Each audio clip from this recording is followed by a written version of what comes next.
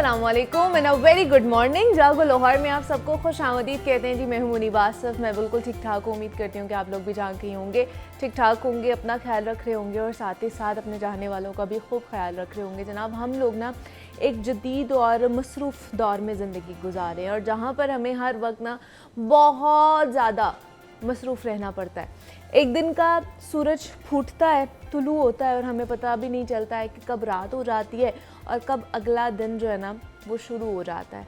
दिन हो, रात हो, शाम हो या फिर दोपहर, हम मुसलसल कुछ ना कुछ ज़रूर कर रहे होते हैं। और अगर हम लोगों को मुश्किल से कुछ वक्त खाली मिल जाता है ना तो हम लोग उसमें बोर होना शुरू हो जाते हैं और हमें ये लगता है कि सब कुछ बहुत ज़्यादा सुस्त हो गया है, क्योंकि हम लोग बहुत ज़्यादा मसरूफ़ रहने के आदी हो चुके हैं।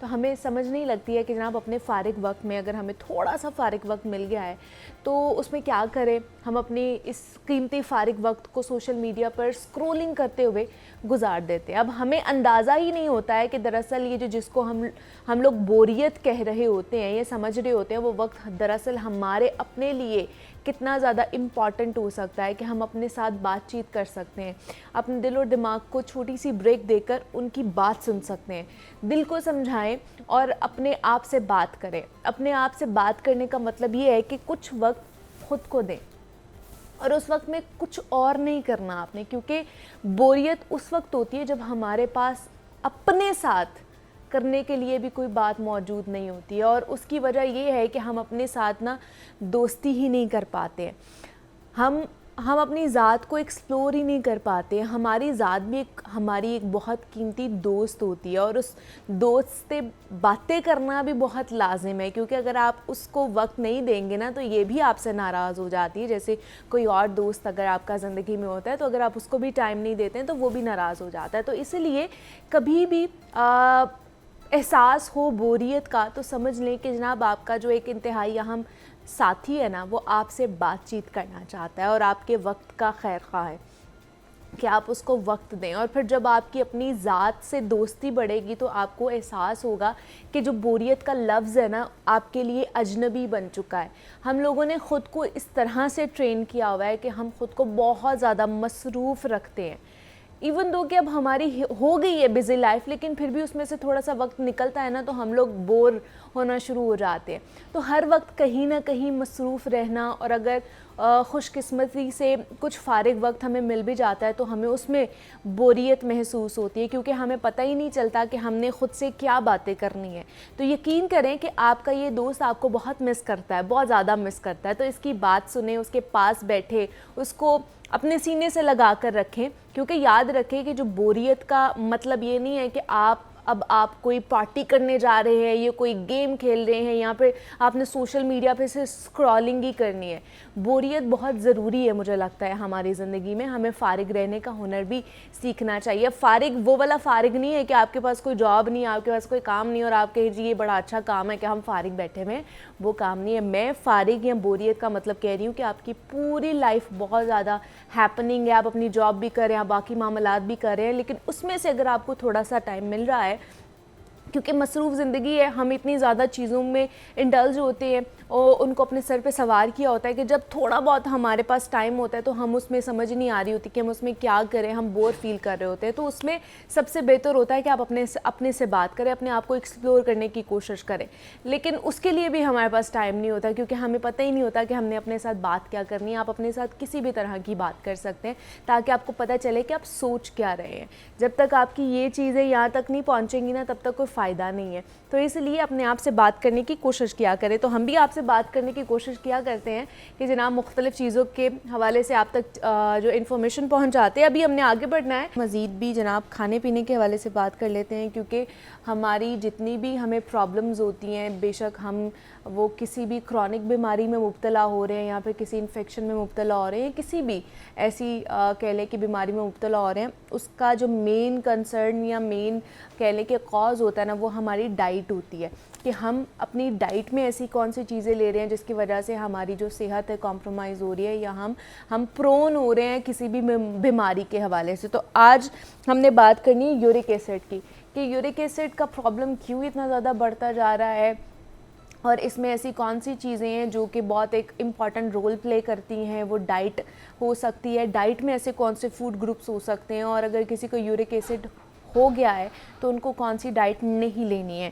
तो इस पर हमने बात करनी है। हमारे साथ महानूर हारून मौजूद हैं स्टूडियोज़ में, जो कि क्लिनिकल न्यूट्रिशनिस्ट है, डाइटिशियन है, तो उनसे बात करते हैं। महानूर, आपको वेलकम कहती हूँ जागो लाहौर में। कैसी हैं आप? ठीक है, मैं ठीक, अल्हम्दुलिल्लाह। आप कैसी हैं? मैं भी बिल्कुल ठीक ठाक। महानूर, यूरिक एसिड का प्रॉब्लम हो रहा है बहुत ज़्यादा लोगों को, तो यूरिक एसिड है क्या एक्चुअली में, और इसको किस तरह प्रिवेंट किया जा सकता है? यूरिक एसिड का मसला जो है वो आप कह लें कि जब हम बहुत ज़्यादा हमारी डाइट में एक केमिकल कंपोनेंट होता है प्यूरिन्स, वो बनना शुरू हो जाता है।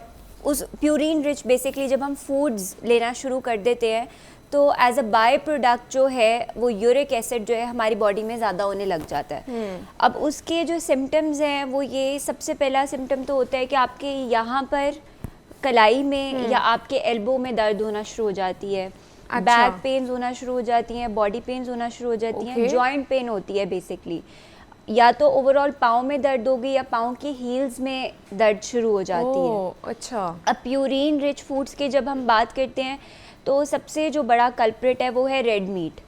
अब मेरे पास जितने क्लाइंट्स आते हैं उनका ये होता है जी चिकन अच्छा नहीं है, हमने चिकन नहीं खाना, हमने रेड मीट की कंजम्पशन करनी है। रेड मीट में मटन, बीफ, इसकी कंजम्पशन जिन घरों में ज़्यादा है उन लोगों को यूरिक एसिड का मसला जो है वो ज़्यादा जल्दी आता है।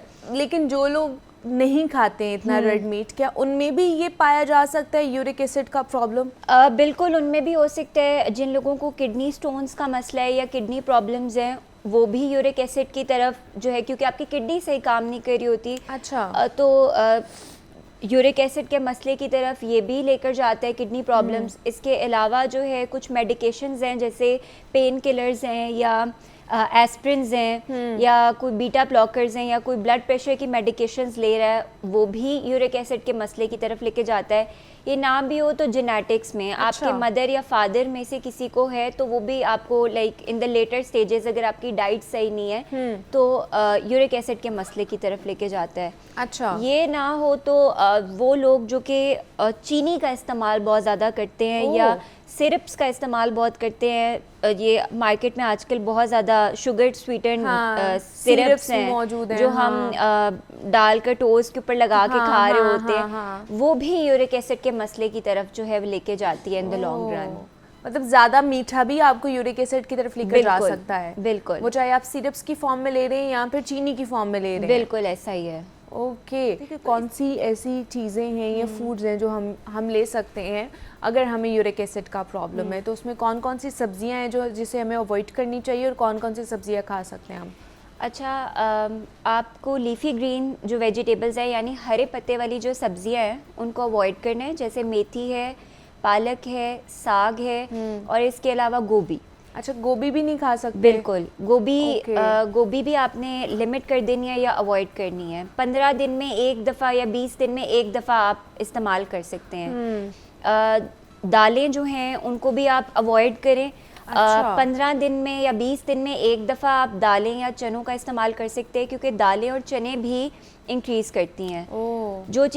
जो सब्जियां आप ले सकते हैं उनमें बाकी सारी आप सब्जियां ले सकते हैं। टिंडे ले सकते हैं, भिंडी ले सकते हैं, कद्दू ले सकते हैं, तोरी ले सकते हैं, करेले ले सकते हैं, शिमला मिर्च ले सकते हैं, शलजम ले सकते हैं, बाकी सब सब्जियां आप ले सकते हैं। अच्छा, ठीक है, बाकी सारी सेफ हैं, वो आप खा सकते हैं, लेकिन जो हरे पत्तों वाली है वो नहीं खा सकते हैं जिनको यूरिक एसिड का प्रॉब्लम होता है। तो इसके अलावा फ्रूट्स ऐसे कौन से हैं जो उनको लेने चाहिए और जिनसे अवॉइड करना चाहिए उन्हें?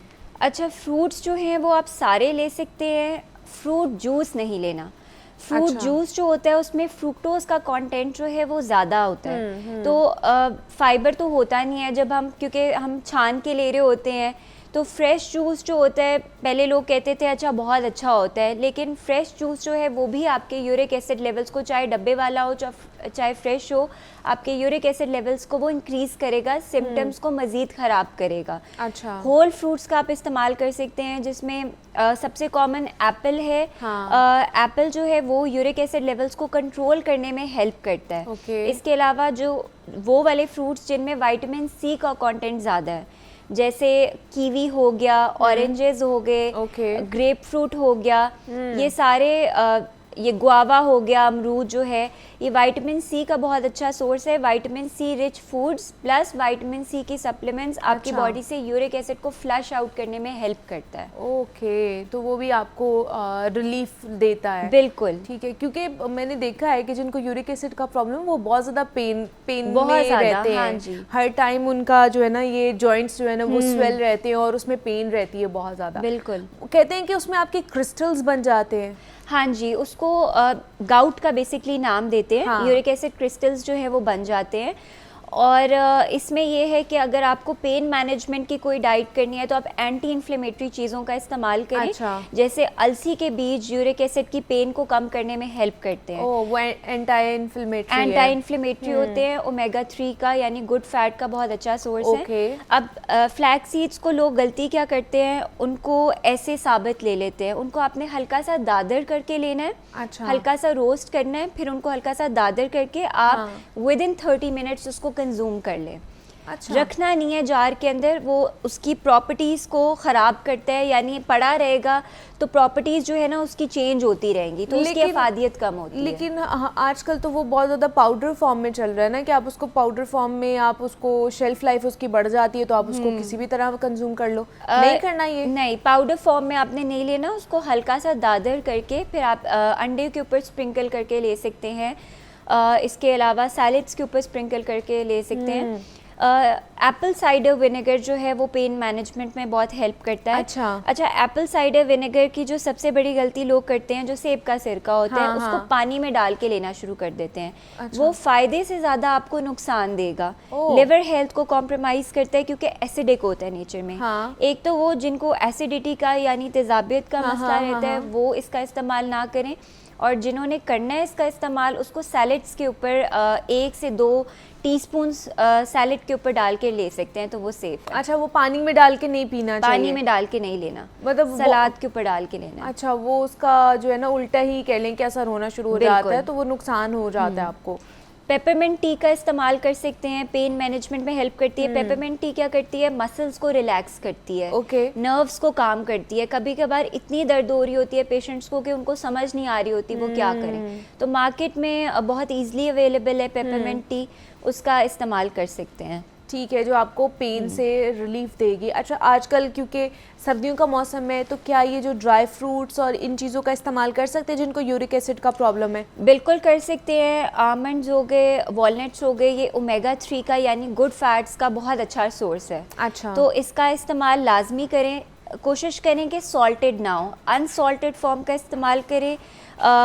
छिलका उतार के आमंड्स का इस्तेमाल करें। उसमें कैल्शियम कंटेंट आपको ज़्यादा अच्छे से मिलेगा। ज़ाहिर है बोन हेल्थ कॉम्प्रोमाइज़ हुई होती है, तो हम ये नहीं कहते कि डेयरी छोड़ दें या कैल्शियम रिच फूड्स ना खाएं। इसके अलावा जो है अपनी डाइट को ओवरऑल बेहतर रखें, और जो लोग रेड मीट का बहुत कंजम्पशन करते हैं मैं उनको यही कहती हूँ कि उसको कम करके चिकन का इस्तेमाल करें। चिकन नुकसान नहीं देती। हाँ, किस टाइप का आप खाना बना रहे हैं वो मैटर करता है। ग्रिल्ड फॉर्म में लें, स्टीम फॉर्म में लें। एक और चिकन में भी अब देखें ना, देसी आ जाता है, ब्रॉयलर आ जाता है, तो अगर देसी खा रहे हैं तो वो तो ठीक है मेरे ख्याल से। देसी बिल्कुल ठीक है। जो लोग देसी नहीं अफोर्ड कर सकते क्योंकि हर ब्रॉयलर भी खा सकते हैं, वो ब्रॉयलर भी ले सकते हैं। हमारा जो माइंड सेट है वो ये है कि जी हार्मोन्स लगते हैं। अब चिकन को हम कच्चा तो खाते नहीं है, जितना हम पकाते हैं क्योंकि हमारे यूजुअली खाने होते हैं भून के, तो हार्मोन्स जो है ना हीट लगते ही डिस्ट्रॉय हो जाते हैं। तो टेम्परेचर सेंसिटिव होता है क्योंकि तो आप ग्रिल्ड फॉर्म में, बेक्ड फॉर्म में, पकी हुई फॉर्म में चिकन ले रहे हैं, कोई नुकसान नहीं है। और मुझे इससे याद आया, लेटेस्ट रिसर्च कहती है ब्लैक कॉफ़ी बहुत अच्छी है। अच्छा, यूरिक एसिड वालों के लिए जो ब्लैक कॉफ़ी है वो यूरिक एसिड लेवल्स को बॉडी से फ्लश आउट करने में हेल्प करती है। तो आप 1 कप, क्योंकि सर्दियाँ भी है, ब्लैक कॉफ़ी का इस्तेमाल भी कर सकते हैं। ओके, तो ये भी एक अच्छी चीज़ है कि अगर आप चाह रहे हैं और अगर आप कॉफ़ी लवर्स हैं तो आपके लिए और भी अच्छा हो जाएगा कि आप ब्लैक कॉफ़ी पिएं, तो वो आपकी यूरिक एसिड के प्रॉब्लम को बहुत हद तक जो है ना वो बेहतर कर सकती है। तो हमारे साथ महानूर हारून मौजूद थी। Mahnoor, thank you so much for coming here. और यूरिक एसिड पे हम बात कर रहे थे कि उसमें किस तरह की डाइट हमें लेनी चाहिए और किन चीज़ों से हमने अवॉइड करना है। तो यहाँ पे एक ब्रेक लेते हैं, मिलते हैं इस ब्रेक के बाद।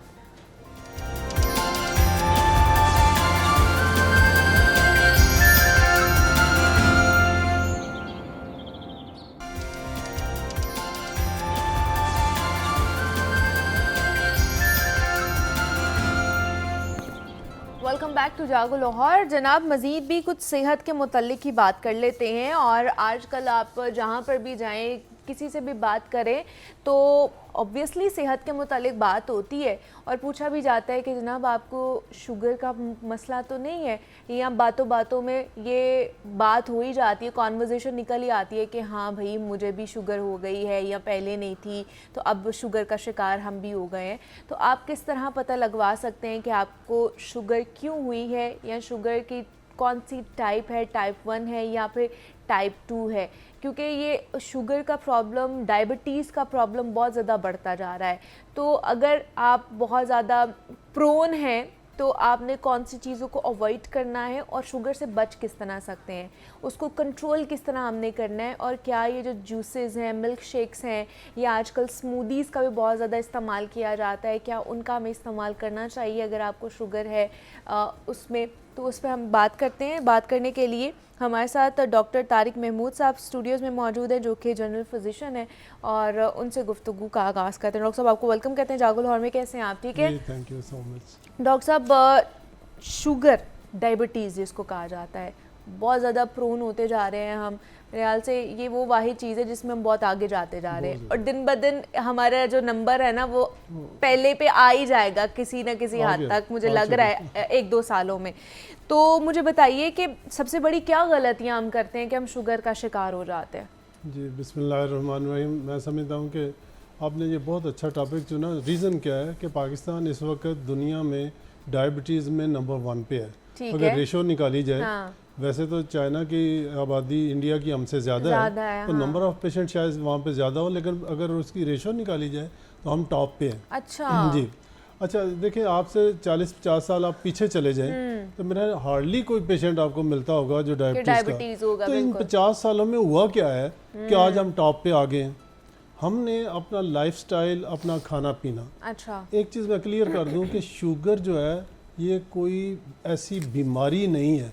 ये हमारा लाइफस्टाइल है, ये डाइटरी डिजीज़ है, यानी खुराक की वजह से ये बीमारी है, और खुराक की वजह से आप इसको ठीक भी कर सकते हैं। इसको ठीक भी कर सकते हैं, और इसको दवाइयों के बगैर आप बिल्कुल ठीक कर सकते हैं अगर आप अपना लाइफस्टाइल, वो मैं आगे चल के बताता हूँ आपको।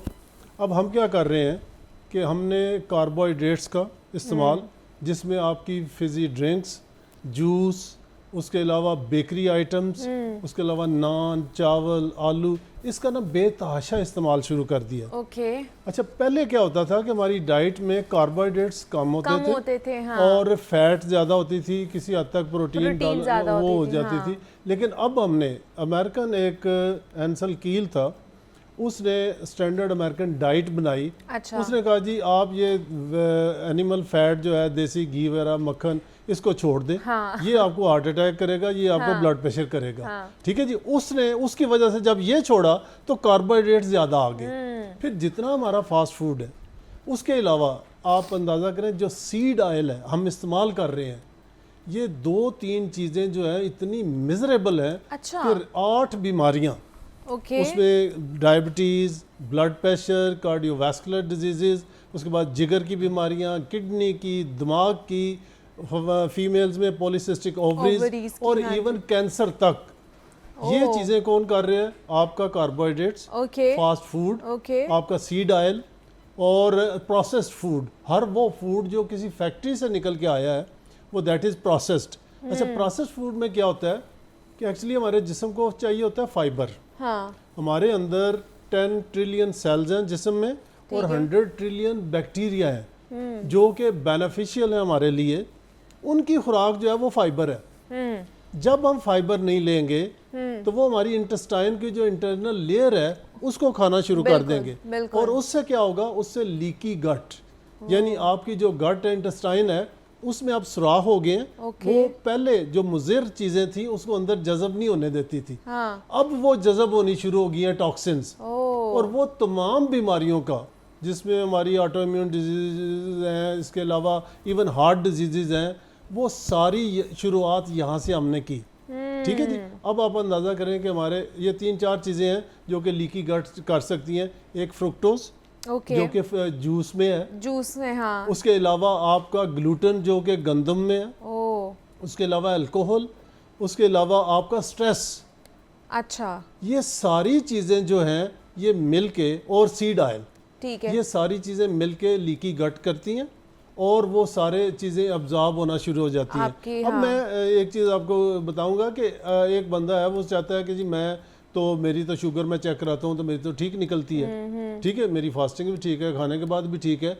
होता क्या है कि 10 से 20 साल लगते हैं अच्छा, प्री डायबिटीज से डायबिटीज में कन्वर्ट होने में। ओके, अच्छा, और ये लोग समझते हैं कि जब शुगर लेवल ठीक है तो वो कहते हैं कि हमें तो कुछ नहीं हो सकता। हाँ, वो प्रोसेस शुरू हो चुका है, आपकी जो खून की नालियां बंद होनी वो 15-20 साल पहले से शुरू हो चुकी है, ठीक है जी। हाँ। अच्छा, उसको कैसे आपने डायग्नोज करना है? जी, कुछ टेस्ट है और कुछ बगैर टेस्ट के। ठीक है, मसलन बगैर टेस्ट के क्या है कि आप अपनी हाइट नापें, ओके, जितनी आपकी हाइट है, जितने इंचेस, ठीक है, उतने केजी आपका वेट होना चाहिए। ओके, और मसल एक कोई 5 फुट का है बंदा, उसकी 60 इंचेस उसकी हाइट हुई, उससे 60 केजी वेट होना चाहिए, ओके। और उससे हाफ उसका पेट होना चाहिए। ये बड़ा मुश्किल आपने बता दी है। जी जी बिल्कुल। अच्छा, उसके अलावा क्या है कि आप खड़े होके अपने अच्छा। पाँव की तरफ देखें, ठीक है, अगर पाँव के दरमियान आपका पेट आ जाए तो इसका मतलब है कि यू आर इंसुलिन रेजिस्टेंट और आप प्री डायबिटिक है। अच्छा, फिर क्या होता है कि स्किन के ऊपर टैग्स निकल जाते हैं और बाज़ का ये, अच्छा एक और बड़ा, ये नकल्स है ना, हाँ हाँ, ये जो गांठें हैं, जी जी, इनका कलर चेंज होना शुरू हो जाता और है। दरमियान जो है इसका कलर अगर फर्क है ओके, तो you are pre diabetic, you are insulin resistant. Okay, मतलब आपकी जो नकल्स हैं वो थोड़े से डार्क होना शुरू हो गए वो अगर। डार्क अगर हैं और ये ओके, लाइट है तो ठीक इसका है। मतलब है कि आप इंसुलिन रेजिस्टेंट है। नहीं है, आपको आपको और फिर ये है कि आप अंदाजा करें, अगर 1980s में किसी का अल्ट्रासाउंड कराते थे ना तो वो फैटी लीवर निकलता था ना तो उसको कहते थे कि ये बंदा शराब पीता, इसलिए फैटी लीवर है। ओके, अब क्या है कि अब 80% का फैटी लीवर है। लीवर का प्रॉब्लम है, और बिल्कुल एक रिसर्च ने बताया कि अगर आप एक गिलास जूस का पीते Oh my हैं तो God. That is equivalent to 1 glass of शराब। ओह, ठीक है, उसकी रीजन क्या है? उसकी रीजन ये है कि हमने जूस में से फाइबर तो निकाल दिया, हम फाइबर फ्रुक्टोज निकाल ले रहे दिया हैं बस। और हाँ, वो फ्रुक्टोज है। फ्रुक्टोज आपके लिए टॉक्सिन है। ठीक है, वो क्या करता है, एक तो फैटी लिवर करेगी, एक Okay. लीकी गट करेगी। ओके, ठीक है जी। अच्छा, अब क्या है कि हमारा जिस्म ज्यादा से ज्यादा 16 ग्राम फ्रुक्टोज को टॉलरेट कर सकता ठीक है, है और एक सेब में 16 ग्राम है। अगर आप बहुत ज्यादा फ्रूट खाते हैं और जूस जब बनाते हैं, एक सेब का एक थोड़ा सेब नहीं पड़ता है, वो तो हाँ, 4-5 सेब हाँ, बनेंगे तो फिर बनेगा, तो आपने बहुत ज्यादा फ्रुक्टोज ले लिया, ओके, उसकी वजह से आपका फैटी लिवर हुआ, उसकी वजह से लीकी गट हुई और आप आहिस्ता आहिस्ता प्री डायबिटीज़ में चले गए। ठीक है जी। अच्छा, इसके अलावा जितना फास्ट फूड, फिर हमने अपना लाइफस्टाइल इस तरह कर लिया कि हम रातों को जागते हैं सुबह को और सुबह सोते हैं। एक रिसर्च ने बताया कि नींद के 12 पॉइंट्स हैं। अगर आप इशा से लेके 2 बजे तक 3 बजे तक सोते हैं तो आपको 8 पॉइंट मिल गए। अच्छा, पूरा दिन आप सोते रहे तो आपके पास सिर्फ 4 पॉइंट्स हैं। ठीक है जी। कि रात की नींद कितनी रात की इम्पोर्टेंट नींद है, 2 बजे तक कितनी की। कितनी हाँ। वो जरूरी है। वो ये उसमें सर्केडियन रिदम होती है हमारी जो वेयर Body एंड के टेयर अंदर है। अच्छा, फिर मैं कहता हूँ कि मैं एक टिप दूंगा कि अगर आपने शुगर से बचना है जी जरूर, तो आप 2-3 चीजें करें। एक तो ये है कि आपने 2 मील से ज्यादा नहीं लेने, तो दिन में 2 मील्स लेने हैं 2 बस। मील लेने हैं, अच्छा, स्नैकिंग नहीं करनी आपने। अच्छा, ठीक है ना। हम क्या करते हैं, सुबह नाश्ता किया, ऑफिस में गए, चाय बिस्किट लिए, हाँ, बिल्कुल। दोपहर का खाना खाया, इवनिंग टी, उसके साथ फिर कुछ स्नैक्स, शाम का खाना और रात को फिर कुछ सोते हुए। ये 6 हमने खाने लिए। क्योंकि डॉक्टर्स यहाँ पे जितने भी बाकी एक्सपर्ट्स हैं वो कहते हैं कि जी आप मील थोड़ी थोड़ी कर लें लेकिन ज्यादा कर लें। ये बहुत बड़ी गलती है। अच्छा। ये बहुत बड़ी गलती है। मैं रीजन बताता हूँ। जब आप कोई चीज खाते हैं ना, जो ही मुंह में हमारी कोई चीज गई, हाँ। उसमें कार्बोहाइड्रेट्स हुए और हमारी तो खुराक में है ही है ज्यादा कार्बोहाइड्रेट से ज्यादा। अच्छा, उसी वक्त ब्रेन को सिग्नल जाता है कि मीठा आ रहा है, हाँ, आप इंसुलिन रिलीज करो, पैंक्रियास जो है लबलबा। ओके, अच्छा, वो उसी वक्त इंसुलिन रिलीज करता है। अच्छा, आपने खाना खाया, आपकी शुगर बढ़ी, साथ ही इंसुलिन बढ़ गई और 3-4 घंटों में अभी नीचे आ रही फौरन थी, से डाउन हो गई आपने फिर कोई चीज खा ली, वो फिर ऊपर चली गई, फिर आपने दोपहर का खाना फिर ऊपर, इस तरह करके वो बेस लाइन पे रहती नहीं है। जब इंसुलिन बेस लाइन पे नहीं रहेगी, आप इंसुलिन रेजिस्टेंट हो जाएंगे और जो मैं 8 बीमारियां गिनाई हैं वो उसकी काज ही इंसुलिन रेजिस्टेंस है। हम क्या करते हैं, ब्लड प्रेशर हो गया, ब्लड प्रेशर की दवाई ले लो, अब हार्ट डिजीज होगी, हार्ट की ले लो, अब लिवर फैटी हो गया तो उसकी ले लो, किडनी की ले लो। हम तनों को, शाखों को काटते हैं, तने को नहीं काटते। और तना क्या है? Insulin resistance. उसमें क्या करना पड़ेगा आपको कि आपको अपने कार्बोहाइड्रेट्स कट करने पड़ेंगे। चले, एक तो दिन में 2 मील्स करने हैं, 2 इसके मील्स अलावा और करने क्या हैं, करना है? कार्बोहाइड्रेट आपने कट करने ठीक हैं, है। आपने प्रोटीन और फैट लेनी है। प्रोटीन भी आप ये है कि एक एवरेज आप 70 to 80 ग्राम पर डे ले सकते हैं। और वो हम लोग किसी भी शक्ल में ले सकते हैं, मतलब वो चाहे वो चिकन की फॉर्म में हो या वो मीट की फॉर्म में हो? यस, हमें चिकन खाना ये चाहिए। सारी चीजें। और एक मैं बात यहाँ पे क्लियर करूंगा, हमें डराया गया रेड मीट से। रेड मीट जो है ना, पूरी दुनिया में बीफ महंगा है, हमारे यहाँ सस्ता है। तो वहाँ पे पेशेंट आए ना, ज़्यादा उसे कहें जी कि आप क्या खाते हैं, और ना जी हमने तो कभी ये बड़ा बड़ा गोश्त नहीं खाया। हाँ। ये जितनी न्यूट्रिशन बड़े गोश्त में है उतनी किसी में नहीं। बट फैट भी तो उसमें ज्यादा है। ओहो, ये अल्लाह ताला ने देखे जहाँ पे प्रोटीन पैदा की है, साथ फैट पैदा की है। अच्छा, तो वो अच्छा है उसके वो लिए? बहुत अच्छा है। आपने वो चर्बी निकालनी नहीं है। अच्छा, मतलब अंडे में सफेदी है ना, हाँ। तो साथ जर्दी है। जर्दी भी है। अच्छा, हाँ। जर्दी का जो इंसुलिन इंडेक्स है, जो इंसुलिन बढ़ाने की कुव्वत है, वो 5 है। अच्छा। और सफेदी की 55 है। ओ, तो हम क्या कहते हैं जी, सफेदी खाओ। वो इंसुलिन को तो हमने कम करना था। तो हमने क्या किया कि जर्दी को निकाल दिया कि ये कोलेस्ट्रॉल बढ़ाती है। जर्दी कोई कोलेस्ट्रॉल नहीं बनाती। अच्छा, ठीक है। हमारे जिस्म के अंदर लिवर 3000 मिलीग्राम कोलेस्ट्रॉल डेली बनाता है। ठीक है। ठीक है जी। अच्छा, उसमें जो खतरनाक चीज़ है कोलेस्ट्रॉल में, वो है ट्राइग्लिसराइड। और ट्राइग्लिसराइड कभी ना देसी घी से आती है, ना अंडे की जर्दी से आती फिर है, किससे आती है? वो आपकी कार्बोहाइड्रेट से आती है। ओके, सारे जितने भी कल्प्रेट हैं वो कार्बोहाइड्रेट्स हैं। ठीक है जी। और हमने क्या किया फिर यह है कि आप बेकरी आइटम्स जितने, इसमें ट्रांस फैट इस्तेमाल होती है। ठीक है, और हाई फ्रुक्टोज कॉर्न सिरप इस्तेमाल होता है। ये दोनों ही वो हाई फ्रुक्टोज है। और फ्रुक्टोज कही कि वो इंतहाई मुज़र है आपके लिए। अच्छा, अब जैसे आपने कहा कि गंदम जो है ना, वो भी कार्बोहाइड्रेट में आती है, या वो भी आपको ग्लूटेन है ना उसमें। तो मुझे बताइए फिर क्या करें? गंदम ना खाएं, क्योंकि हमें कहते हैं जी चक्की का आटा खाएं, गंदम का आटा खाएं, वो ज्यादा बेहतर है आपके लिए। देखिए जी, मैं अपने पेशेंट को क्या किया, मैंने लोगों की डायबिटीज को रिवर्स किया। अच्छा, ठीक है जी। ठीक है। मैं उन्हें कहता हूँ कि सुबह 2 अंडे आमलेट लें। ओके। उसमें टमाटर, प्याज, अदरक वगैरह ये डाल के उसको अच्छी बड़ी प्लेट बना लें। हाँ। चम्मच से खाएं।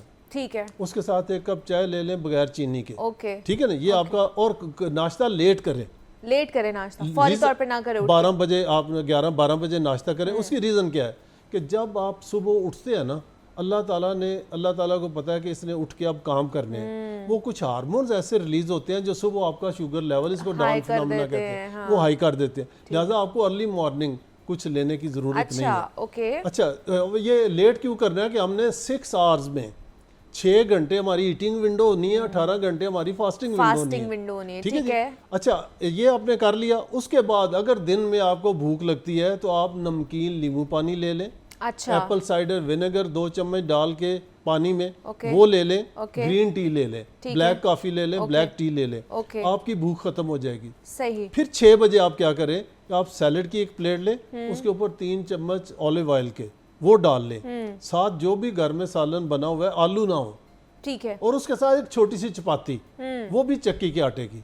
ठीक है ना, क्योंकि आप चपाती हम छोड़ नहीं सकते। हम समझते हैं कि रोटी ना खाई तो कुछ नहीं खाया, क्योंकि स्टेपल फूड है ना डॉक्टर साहब हमारा, हम नहीं छोड़ सकते। हमें लगता है कि हमने रोटी नहीं खाई तो हमारा पेट ही नहीं फुल हुआ। मैं पिछले 6 माह से हार्डली 2 या 3 रोटियां खाई होंगी। अच्छा। हाँ जी, मैं सालन भी चम्मच से खाता हूँ। ओके। ठीक है जी। और अच्छा, फिर मैं आगे बताऊँ कि ये आपकी 6 घंटे की थी ना ईटिंग विंडो, इसको आहिस्ता आहिस्ता अगले महीने आप 2 घंटे और कम कर ले, 4 घंटे भी ले आए। अच्छा। जब 20 घंटे की आप फास्टिंग करेंगे ना, तो आपकी 16 से आगे जब जाते हैं तो आपके अंदर एक प्रोसेस शुरू होता है, उसको कहते हैं ऑटोफेजी। ठीक है। Autophagy means self eating. आपके अंदर जितना जंक, जितनी ख़राब चीज़ें जो कि लेटर ऑन कैंसर या और बीमारियां बना सकती हैं, अल्लाह ताला उस निज़ाम को एक्टिवेट करता है, ऑटोफेजी को, और वो सारा जंक उसको रिसाइकल हो जाता है। जैसे दूसरे मुल्कों में ये जितना वेस्ट होता है उससे बिजली बना लेते हैं। हाँ। तो हमें एनर्जी उस वेस्ट से मिलती है, क्योंकि हम बाहर से नहीं खा रहे। हमारे अंदर जितना भी वेस्ट होता है, वो चाहे फैट की सूरत में हो या किसी भी सूरत पहले में क्या होगा कि पहले ये जो जंक है ये खत्म होगा, उसके बाद आपका फैट शुरू होगा।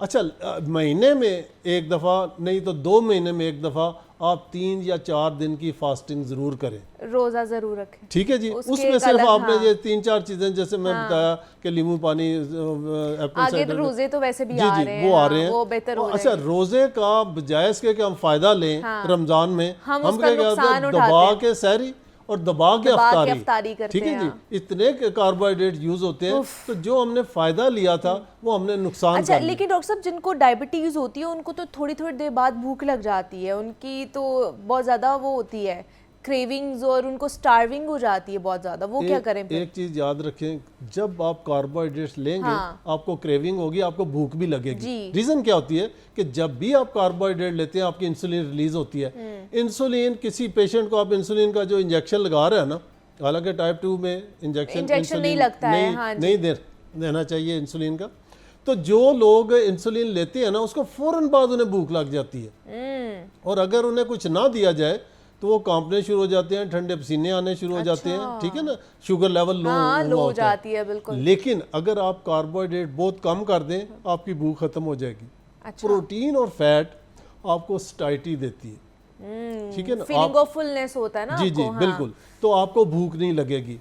तो मैं ये समझता हूँ, आपको मैसेज ये देना चाहता हूँ कि खुदारा ये डायबिटीज जो है ये डाइटरी डिजीज है, अपनी डाइट को मॉडिफाई कर लें, कार्बोहाइड्रेट्स लेवल को नीचे ले आएं, इंटरमिटेंट फास्टिंग करें, जैसे पहले 6 घंटे 4 घंटे, फिर आप 1 मील ए डे पे आ जाए। अच्छा, आप अंदाज़ा करें, आप पहले से ज़्यादा स्ट्रांग अपने आप को फील करेंगे, ब्रेन फॉग, आपकी जो यादाश्त वगैरह कमज़ोर हो रही है वो भी बेहतर हो बहुत जाएगा। बेहतर हो जाएगी, Okay, क्योंकि that's good. हमारा ब्रेन जो है वो फैट के ऊपर ज़्यादा, जो फैट से एनर्जी उससे ज्यादा काम करता है, उसमें हाँ। ज़्यादा वो अच्छे comfortable। तरीके से परफॉर्म करता है, या उसकी जो परफॉर्मेंस है वो इन्हांस हो जाती है, ना कि कार्बोहाइड्रेट्स की वजह से। तो आज हमने बड़े इंपॉर्टेंट चीज़ों को डिस्कस किया है कि किन किन पॉइंट्स की वजह से हम डायबिटीज़ का शिकार हो सकते हैं, और किन किन पॉइंट्स को हम लोग गौर करके ना उनके ऊपर या उनको मॉडिफाई करके बेहतर अपनी ज़िंदगी बना सकते हैं। तो हमारे साथ डॉक्टर तारिक महमूद मौजूद थे। डॉक्टर साहब बहुत शुक्रिया आपके वक्त का, बड़ा अच्छा लगा आपसे बात करके, खासतौर पर इस टॉपिक के ऊपर। ब्रेक लेते हैं, यहाँ पे मिलते हैं इस ब्रेक के बाद।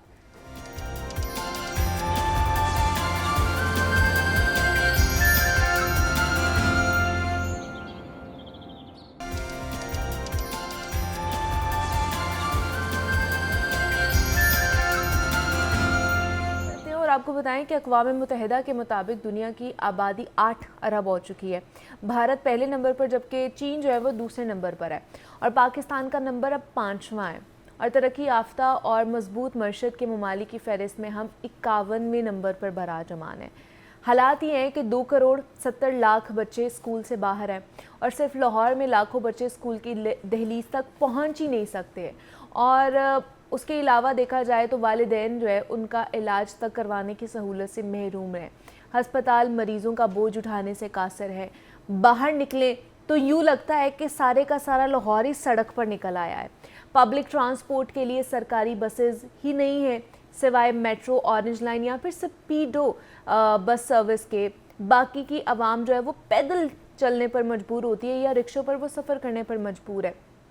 इसके अलावा अब वसाइल ना तो हुकूमत के पास हैं और ना ही हमारे पास है। अब तक कोई कुदरती वसाइल के ज़खायर दस्तयाब है, लेकिन बदकिस्मती से गुज़श्ता 10 साल में आबादी इस तेज़ी से बढ़ी है कि हुकूमत सिवाय चंद इदारों की रिपोर्ट्स पर इक्तफ़ा करने के कुछ भी नहीं कर सकी है। आबादी में खामोश इजाफा किसी टाइम बम से कम नहीं होता है, क्योंकि आबादी बढ़ती जाती है तो वसाइल उसी मुताबिक कम होते जाते हैं, बढ़ने की बजाय। तो सूबाई हुकूमत और महकमा पॉपुलेशन इस ज़िम्मन में क्या इक़दामात लेकर आ रही है, क्या काम कर रही है पॉपुलेशन को कंट्रोल करने के हवाले से, या फिर उनके वसाइल के हवाले से?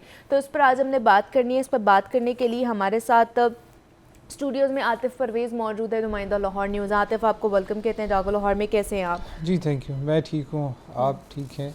बहुत अच्छा और अहम टॉपिक है बिल्कुल ऐसे ही, जिसमें सारी चीज़ें आ जाती, क्योंकि कोई भी अगर देखा जाए मुल्क में तो उनकी पॉपुलेशन बहुत ज़्यादा एक इम्पॉर्टेंट रोल प्ले करती है। तो जब वो ओवरलोडेड हो जाती है ना, तो उनके सोचने के और फैसले करने के तरीके भी चेंज हो जाते हैं। लेकिन अनफॉर्चुनेटली यहाँ पर हम इस तरह की चीज़ें नहीं देखते हैं। तो सबसे पहले मैं स्टार्ट करना चाहूँगी कि हमारे जो स्कूल के हालात हैं वो भी इसी में आ जाते हैं कि हमारे बच्चे कितने ज़्यादा स्कूल से बाहर है। तो आज की सूरत हाल या जो रिसेंटली डेटा है उसके मुताबिक मुझे बताइए कि कितने स्कूल में बच्चे जो हैं जो स्कूलों से बाहर है, जो दाखिला ही नहीं ले सकते हैं? देखिए, अगर ये महकमा स्कूल एजुकेशन और जो सरकारी इदारे हैं उनकी अपनी रिपोर्ट्स के मुताबिक जो है पंजाब में इस वक्त 1 करोड़ बच्चा जो है वो स्कूलों से बाहर है। और लाहौर की बात कर ली जाए तो यहाँ पर भी 5 से 6 लाख बच्चा जो है वो स्कूलों से बाहर है और इनकी तादाद में इजाफा ही हो रहा है, कमी नहीं हो रही। हुकूमत की जानिब से दावे तो बहुत किए जा रहे हैं कि स्कूलों से बाहर जो बच्चे हैं उनको स्कूलों में लाने के लिए मुख्तलिफ कैंपेन चलाई जा रही है, मुख्तलिफ इक़दाम किए जा रहे हैं। और इसके साथ साथ ना सिर्फ महकमा स्कूल एजुकेशन बल्कि जो गैर रस्मी तालीम के अदारा है, ये डिपार्टमेंट है, वो भी इस हवाले से उन्होंने खुसूसी मुहिम जो है लॉन्च की। और ये कहा जा रहा है और दावा किया जा रहा है कि अगले 6 से 7 महीने में उन्होंने एक खुसूसी मुहिम के तहत 10 अजला जो हैं कि जेएलएम की तरफ जो है उनमें जो बच्चे हैं 10,000 के करीब स्कूलों से बाहर, उनको जो है स्कूलों में लाया जाएगा। इसी तरीके से महकमा स्कूल एजुकेशन जो है वो भी दावा कर रहा है कि जो खुसूसी मुहिम शुरू की गई है इससे जो स्कूलों से बाहर बच्चे हैं इनको स्कूलों में लाया जाएगा। और जो अब क्योंकि एक एज के तो है नहीं, ये छोटी उम्र के नहीं है, कुछ 5वीं 6वीं 7वीं 8वीं 9वीं 10वीं, तो इनके लिए खुसूसी तौर पर निसाब जो है वो भी तैयार किया गया है क्योंकि ये थोड़े वक्त में ज़्यादा निसाब को कवर कर लें। और इसके साथ साथ इनको ये कहा जा रहा है कि स्किल बेस्ड ट्रेनिंग जो है वो दी जाए क्योंकि आम जो रवायती तालीम है उसको दिलवाते हुए जो स्कूलों से बाहर बच्चे हैं और इसमें से ज़्यादा तादाद वही होती है जो गरीब हैं, जो ये अफोर्ड नहीं कर सकते। तो वो कहते हैं कि इन बच्चों को वो तालीम दी जाए जिससे ये फौरी तौर पर नौकरी हासिल कर काम कर सके, क्योंकि ये घर में जो है वो पैसे ला सकें। तो इस तरह की मुहिम जो है वो शुरू करने का ऐलान किया गया। देखें इसमें कितनी जो है इसमें फ़ायदा होता है और कितने जो टारगेट है वो अचीव होते हैं। लेकिन क्या इस सारे ज़मीन में जो इंटरनेशनल स्टैंडर्ड्स होते हैं कुछ एजुकेशन के, क्या उनको मीट किया जाता है? अब जैसे सिटिंग अगर पैटर्न देखा जाए तो इंटरनेशनली देखा ये गया है कि एक क्लास में 50 बच्चे होने चाहिए ताकि एक टीचर अगर है तो वो वहाँ पर अच्छे तरीके से उनको फोकस कर सके, उनको पढ़ा सके। लेकिन यहाँ पे 150, 110, 100 एक क्लास में ये इतने बच्चे होते हैं। ये जो आपने पॉइंट बड़ा वैलिड है और इसमें महकमा स्कूल एजुकेशन का अपना ये इसको STR बोलते हैं, स्टूडेंट टीचर रेशो जो है। तो एक जो टीचर है वो 40 बच्चों को पढ़ा सकता है। ये महकमा स्कूल एजुकेशन का अपने जो STR तयशुदा है। लेकिन हम स्कूलों में देखते हैं कि वहाँ पर एक क्लास में 100 बच्चे भी होते हैं, 150 बच्चे भी होते हैं और ख़ास तौर पर बड़ी क्लासेस में जो है वो ज़्यादा बच्चे होते हैं। तो उस पे अगर आप फोकस करें या उसका मुवाजना करें कि एक टीचर जो है वो 100 बच्चों को पढ़ा रहा है तो वो उस तरीके से तवज्जो दे ही नहीं पाता। और टीचर का काम होता है कि वो हर बच्चा जो क्लास में मौजूद है उसको उसकी कमियों के बारे में पता हो और उसकी जो स्ट्रॉन्ग पॉइंट्स हैं उस हवाले से पता हो, क्योंकि वो तभी उसको अच्छे तरीके से पढ़ा सकता है। लेकिन जब STR जो है वो 1/100 हो तो वो टीचर नहीं पढ़ा सकता। महकमा स्कूल एजुकेशन के अपने ही STR है और मतलब अपने STR के खिलाफ ही ये सारी चीजें कर रहे हैं। कई जगह पर वो कम भी है, यानी कि एक टीचर है और 30 बच्चे हैं। लेकिन अक्सरियत यही है कि जहाँ पर बच्चों की तादाद ज्यादा है और टीचर जो है वो कम है। और महकमा स्कूल एजुकेशन नए टीचर भर्ती करता नहीं। अच्छा, जो पुराने टीचर्स हैं वो यही हमेशा ये शिकवा करते रहते हैं कि हमारे पर बोझ ज़्यादा है, जो टारगेट ज़्यादा है और हमें जो है जो बच्चे ज़्यादा हैं, पढ़ाने के लिए ज़्यादा सिलेबस है और ज़्यादा बच्चों को पढ़ाना पड़ रहा है। तो ये शिकवा असातिज़ा की तरफ से हमेशा ही रहता है। लेकिन महकमा स्कूल एजुकेशन जो है वो इस हवाले से कोई इक़दामात नहीं कर रही है, उस तरीके से मौसर इक़दामात नहीं कर रहा है जिसके जो लॉन्ग टर्म में नताइज नज़र भी आए कि हमें बच्चों की जो तालीम है, मयार तालीम जो है वो बेहतर होगी। क्योंकि जब तक STR बेहतर नहीं होगी, यानी कि टीचर्स और बच्चों की रेशो जो है वो बेहतर नहीं होगी, तो तब तक मयार तालीम भी बेहतर नहीं होगा। तो ये आबादी का एक एस्पेक्ट है जिसमें हम बात कर रहे हैं कि जिस तरीके से आबादी बढ़ रही है और स्कूलों की तादाद जो है वो भी नहीं बढ़ी और जो स्कूलों में इंफ्रास्ट्रक्चर है वो भी उस तरीके से इम्प्रूव नहीं हुआ। ठीक है, जो फर्नीचर नहीं है स्कूल में, साइंस लैब्स नहीं है, कंप्यूटर लैब्स नहीं है, प्लेग्राउंड्स नहीं है, जो रूम्स हैं, क्लासेस हैं, वो भी नहीं है उनके पास, लैब्स नहीं है उनके पास कंप्यूटर लैब्स खास तौर पर वो भी नहीं है बच्चों को देने के लिए, वो नहीं है। इसी तरीके से हम फिर ये पॉपुलेशन डिपार्टमेंट की बात करें कि जिसकी ये जिम्मेदारी है कि आबादी को कंट्रोल करना है, या इसका बुनियादी 2 सर्विसेज होती हैं, एक तो आगाही देना है, दूसरा ये जो फैमिली प्लानिंग के जो भी मीन्स हैं उस तरह उन तक जो है आम कपल्स की जो है वो रसाई होनी चाहिए। तो वो रसाई का भी एक मामला है कि कपल्स तक वो उस तरीके से ये फैमिली प्लानिंग के लिए जो तमाम सर्विसेज हैं उन तक भी रसाई मौजूद नहीं है। लाहौर जैसे शहर में भी ये बात की जाती है, और जो पॉपुलेशन वेलफेयर के अपने जो सेंटर्स हैं उनकी तादाद भी कम है कि जहाँ पर जाकर जो वालिदैन हैं वो इन सर्विसेज से मुस्तफ़ीद हो और सके। इससे अंदाज़ा लगा लें कि हमारी अगर सरकारी बसेस की फ़ी बस की अगर बात कर ली जाए ना तो 75,000 अफराद उसके ऊपर कह लें कि सफ़र करते हैं, या इससे पता चल सकता है कि हमारी पॉपुलेशन कितनी बढ़ती जा रही है। तो हमारे जितने भी स्टेक होल्डर्स हैं, हमारे जो ये महकमे हैं, इनको कुछ इनिशिएटिव्स लेने चाहिए, या तो ये जो लाहौर के ऊपर बोझ डालना बंद कर दें, या लाहौर की पेरिफेरी में कोई एक नया शहर आबाद कर दे जहाँ पर वहाँ पर लोग रह सकते हैं, क्योंकि लाहौर अब इतना इक्विप्ड, मैं कहती हूँ कि वो ख़त्म हो गया है लाहौर, इसमें अब जगह नहीं है कि यहाँ पर और लोगों को लेकर आया जाए और उनको बसाया जाए। तो कुछ नए इनिशिएटिव्स लेने की ज़रूरत है हमें फौरी तौर पर, अगर हमने पॉपुलेशन को कंट्रोल करना है।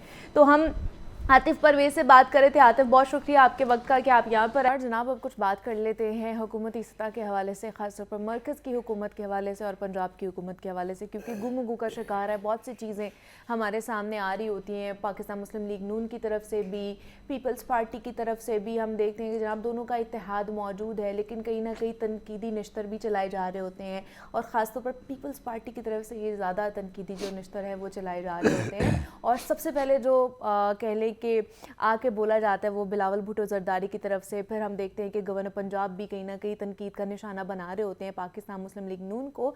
तो ये क्या मामला है कि पीपल्स पार्टी जो है वो हुकूमत का हिस्सा तो बनना चाहती है, लेकिन वजारतों से इनकारी है या फैसले लेने से इनकारी हो जाती है। तो विकेट की दोनों तरफ खेलना चाह रही है पीपल्स पार्टी, या क्या करना चाह रही है, या उनका जो मंशूर है वो है क्या, या वो आगे क्या सोच रही है, किस तरह उन्होंने आगे लेकर चलना है इस हुकूमत को, या फिर हुकूमती सतह पर वो किस तरह अपना कह लें कि एक हिस्सा बनाना चाह रही है। तो इस पर भी हमने बात करनी है, और ख़ासतौर पर हुकूमत और अपोजिशन में जो हालिया मुज़ाकरात चल रहे हैं उनका क्या मुस्तकबिल हो सकता है, उस पर बात कर लेते हैं। इस पर बात करने के लिए हमारे साथ सुहेल कैसे साहब स्टूडियोज़ में मौजूद हैं, नुमाइंदा लाहौर न्यूज़ है, उनसे बात करते हैं। सुहेल साहब, आपको खुशामदीद कहते हैं। जागो लाहौर में कैसे हैं आप? ठीक है, अल्लाह का शुक्र, आप ठीक हैं? सबसे पहले तो इत्तेहाद आपको क्या लगता है पाकिस्तान मुस्लिम लीग नून और पीपल्स पार्टी का फितरी है या नहीं है? अच्छा, इस पर बात करने से पहले ना एक बात मैं करना चाहता हूँ कि आप भले अमली सियासत में हिस्सा ना लें, ये आपकी मर्ज़ी है जी, लेकिन सियासत को समझना बहुत ज़रूरी होता है, उस पर नज़र रखनी चाहिए। अमूमी तौर पर ये होता है कि जब हम किसी से बात करते हैं तो वो कहता है बेशतर सूरतों में कि जी वेखो जी असी तो अपना कमाना है तो अपना खाना है, सानू की लोड़ पई है पीपल्स पार्टी आ जाए, तहरीक इंसाफ आ जाए, ठीक है ना, तुम हमें तो असी सियासत तो की लेना देना, आपको ना हो सियासत से कुछ लेना देना, लेकिन आपको समझ बूझ होनी चाहिए कि चल क्या रहा है, उस पर नज़र रखनी चाहिए। और मैं ये समझता हूँ कि ये शायद हम पहली मर्तबा देख रहे हैं कि इतने वसी पैमाने पर लोगों में एक किस्म की अवेयरनेस आई है सियासत के हवाले से, कि वो बहुत अच्छी तरह बहुत सी चीज़ों को समझना शुरू हो गए हैं जो शायद माजी में पहले नहीं हुआ करता था। लोग इतना ज़्यादा इंटरेस्ट नहीं लेते थे, लेकिन अब ऑब्वियसली सोशल मीडिया है, दूसरे मीडियम हैं इंफॉर्मेशन के, तो उसने एक हम जैसे आम आदमी को भी बहुत वेल अवेयर कर दिया है, और हमें समझ आना शुरू हो गई है कि सियासत का खेल कहाँ से चलता है, कैसे शुरू होता है। और जब कोई एक वाक़या सियासत में रूनुमा होता है तो उसकी डोरियाँ कहाँ से हिलती हैं, उसके पस पर्दा क्या अवामल कारफरमा होते हैं। तो अब जुज़ियात में जाकर लोग इसको समझना शुरू हो गए हैं, और यही वजह है कि ये जो गुज़श्ता साल के इंतख़ाबात हुए हैं उसके बाद जो मुल्क में सूरत हाल पैदा हुई है, बेशतर लोग उससे बड़ी अच्छी तरह आगाह हैं। और यही वजह है कि वो बेशतर लोग ये समझते हैं कि शायद उन्होंने जिनको वोट दिया था वो वोट जो है वहाँ से बरामद नहीं हुआ, जिनकी तरफ वोट दिया गया था, और इस सोच ने अब एक ऐसी सूरत पैदा कर दी है कि अब वो लोग जो एक जमात का वजूद तक मिटा देने की बातें करते थे, अब मुज़ाकरात कर रहे हैं।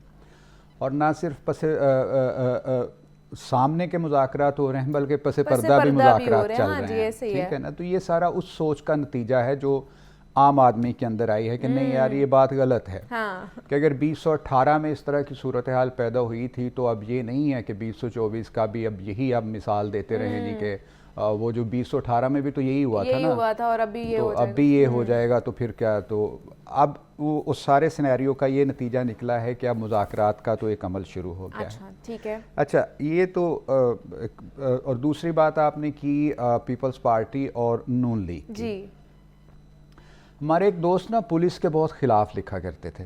अच्छा। तो एक दिन एक डीआईजी साहब ने उनको ना चाय पे इनवाइट किया।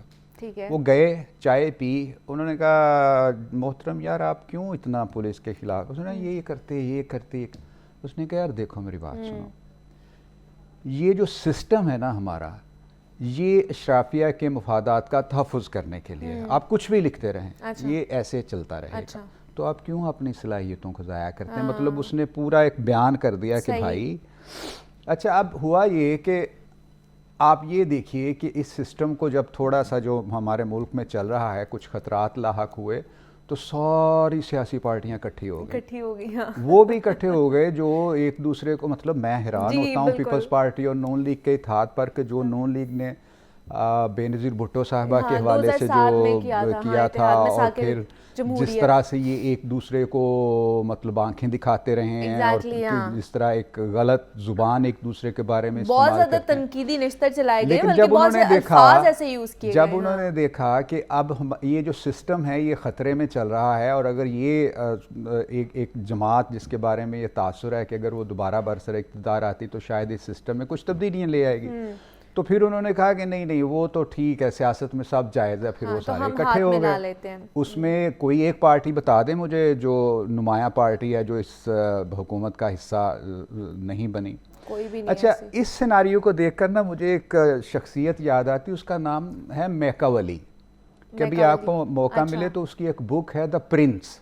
ओके। वो आप ज़रूर पढ़िएगा। 1469 में ये साहब इटली में पैदा हुए थे। तो ये हमारे पॉलिटिकल साइंस के निसाब में भी शामिल होता था इसका ना, तो मुझे तब भी मौका मिला और मैंने कई मरतबा इस किताब को पढ़ा। अच्छा उसमें उसने जो सियासत के असूल और हुक्मरानी के जो असूल बयान किए हैं ना 100% हमारी सियासत पे फिट बैठते हैं जो आजकल सियासत चल रही है। अच्छा उन साहब पर बड़ी तनकीद भी होती है जी कि वो उन्होंने सियासत को अखलाकियात से अलग करके पेश किया, उन्होंने ऐसे नज़रियात पेश किए जिसकी वजह से कन्फ्यूजन पैदा हुई। लेकिन हकीकत ये है कि उसने उस दौर में वो तमाम चीज़ें अपनी किताब द प्रिंस में पेश कर दी थी जो हुक्मरान हुकूमत में आने के लिए अहबाब जिन तरीक़ों को इस्तेमाल करते हैं। तो एक तो मैं अपने नाजरीन से कहूँगा, आपसे भी कहूँगा कि वो किताब पढ़िए, आपको मज़ीद नॉलेज हासिल होगा क्या।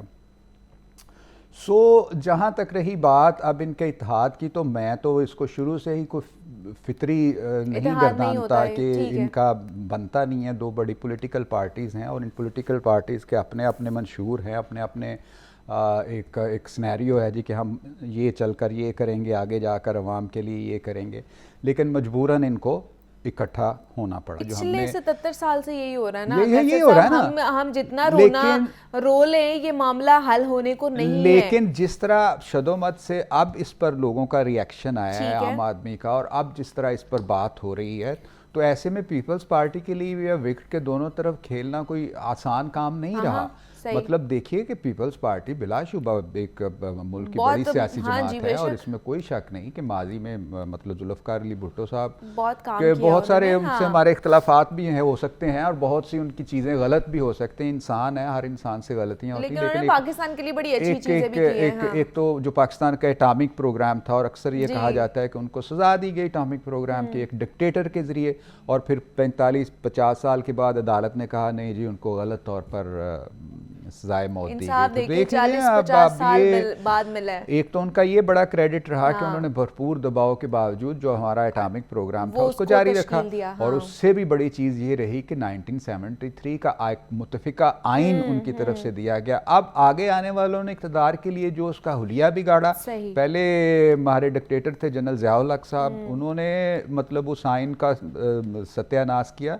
और देखिए कि कैसी मतलब अकल सोच जब आती तो बंदा कहता है कि यार ये हमें किस तरह बेवकूफ़ बनाते हैं।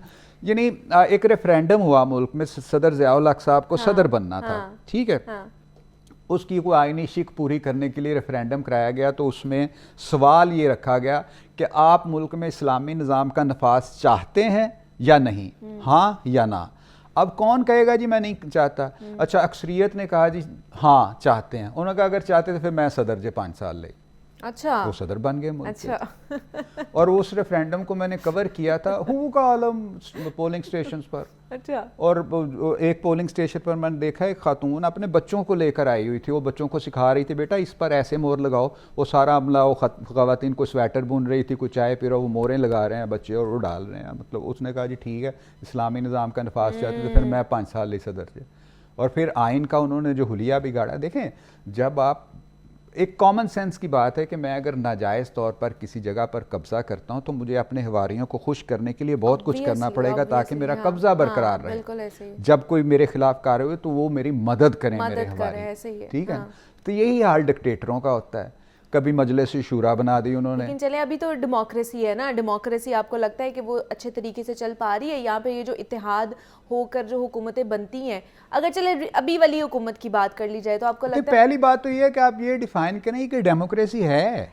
उनके कहने से, उनके कहने के मुताबिक तो डेमोक्रेसी है ना। हम कह लेते हैं कि कौवा सफेद है। हाँ ठीक है, कह लेते हैं हम लोग कौवा सफेद है। तो ये कौवा सफेद जो है ना, ये 5 साल तक रहेगा, पूरा करेगा? तो नहीं है।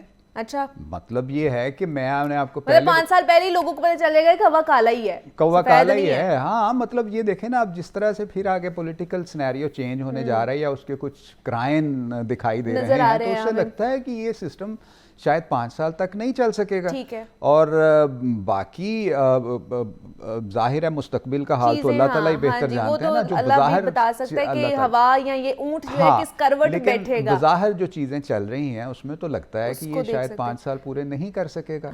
सो ये जो सूरत हाल है ना हमारे मुल्क की, कसम से इसको देखकर इतना दिल जलता है, इतना दुख होता है कि यार 25 करोड़ का हम मुल्क हैं, एटॉमिक पावर हैं, और क्या हम हर वक्त दूसरों की तरफ देखते रहते हैं, कशकोल उठा के घूमते रहते हैं। अवाम का हमने कुछ उम्र निकाल दिया है। मतलब कहीं गैस महंगी कर दी, कभी बिजली महंगी कर दी, 300% अद्वियात महंगी हो गई, 240 रुपये किलो आलू मिल रहे हैं, किसान बकरार हो रहा है। कल रेडियो पाकिस्तान के मुलाजमीन इधर एहतजाज कर रहे थे, वो साडा मेडिकल तो दे दो, साड़ी मतलब जो भी उनकी डिमांड्स थी। हर शख्स परेशान है, और आप ये कह रहे हैं जी कि वो जी मतलब हमने इस मंसूबा शुरू कर दिया, हमने वो मंसूबा शुरू कर दिया। वो पिछले प्रोग्राम में मैं आपको कह रहा था, ये जो गुड गवर्नेंस होती है ना, जब तक इसका वो नहीं होगा तब तक आप जितने मर्जी मंसूबे शुरू कर लें वो नहीं होता। शोभा जाती मंसूबे शुरू करना और चीज़ होती है। अच्छा, एक अच्छी हुकूमत की अच्छी साख बनाना और चीज़ होती है, इदारों की अच्छी साख बनाना और चीज़ होती है। आप देखें कि लोगों के घरों में गैस नहीं आ रही, बिजली नहीं आ रही। लेस्को के आप कारनामे देख लें, 6-6 महीने हो गए लोगों से डिमांड नोटिस के पैसे लिए, मीटर नहीं लगा रहे। अच्छा, नए मीटर तो लगना दूर की बात है, आप ये पुराने मीटर सही नहीं। 1,20,000 लोगों ने दरखास्तें दी कि अल्लाह का वास्ता है साढ़े मीटर तब्दील कर दो, खराब नहीं। अच्छा, वो मीटर तब्दील नहीं हो रहे, उनको एवरेज के साथ जुर्माने डाल के भेजने शुरू कर दिए, और भारी भरकम बिल भेजे और लोगों ने 6-6 महीने से पासपोर्ट के पैसे जमा कराए हुए, पासपोर्ट छापने के लिए कागज नहीं है। इंटरनेट की जो ये इंटरनेशनल कोई रिपोर्ट इशू हुई है उसमें उन्होंने कहा जी कि बर्मा के बाद पाकिस्तान दुनिया में दूसरा बदतरीन मुल्क रहा जिसको इंटरनेट की वजह से सबसे ज्यादा नुकसान उठाने पड़े। यानी बर्मा पहले नंबर पर और हम दूसरे नंबर पर और उसकी वजह से देखें हमारे जितने भी इन्फ्लुएंस वो जो फ्रीलांसर्स थे, आईटी की हमारी जितना भी, उनको कितना नुकसान पहुंचा। नौजवान जो ऑनलाइन काम कर रहे थे वो इतने परेशान है, मैं आपको बता नहीं सकता। तो ये चीजें शो कर रही हैं कि हुक्मरानों की अवाम के साथ कोई सिंपैथी है नहीं शो कर रही ना, ये बैड गवर्नेंस है। जब अवाम ये समझने लगेगी कि हुकूमत जो है वो हमारे लिए हकीकतन मुखलिस है और अच्छा सोच रही है। याद आ गया पिछले दिनों बिलावल भुट्टो जरदारी ने भी कहा कि ऐसी पता नहीं कौन सी शार्क है जो हमारी ही इंटरनेट केबल को खा जाती है, उनका भी बयान चल रहा था। हाँ जी, ये वो ये अक्सर इनकी तरफ से इस ये तरह आता है कि जी शार्क और वो हमारी केबल जो है ना वो इंटरनेट की केबल को खा गई, पता नहीं कौन सी, हमें भी नहीं नजर आती कि वो कौन सी और शार्क है। मकसद सिर्फ एक ही है कि जो एक गलत तरीके से एक पॉलिटिकल वो बनाया गया है उसको प्रोटेक्ट करना है। उसके लिए आप की कुर्बानी देनी पड़े, उसके लिए मेरी कुर्बानी, कोई मुजायका नहीं। आप मुजायका, हाँ वो कोई मुजायका नहीं है, यहाँ पीछे नहीं हटेंगे। तो ये सारा मामला था जनाब के मरकज में पंजाब में क्या चल रहा है। सुहेल कैसर साहब हमारे साथ मौजूद है। सुहेल साहब बहुत शुक्रिया आपके वक्त का कि आप यहाँ पर आए। मुझे इजाजत दीजिए, ख्याल रखिएगा, अल्लाह हाफिज।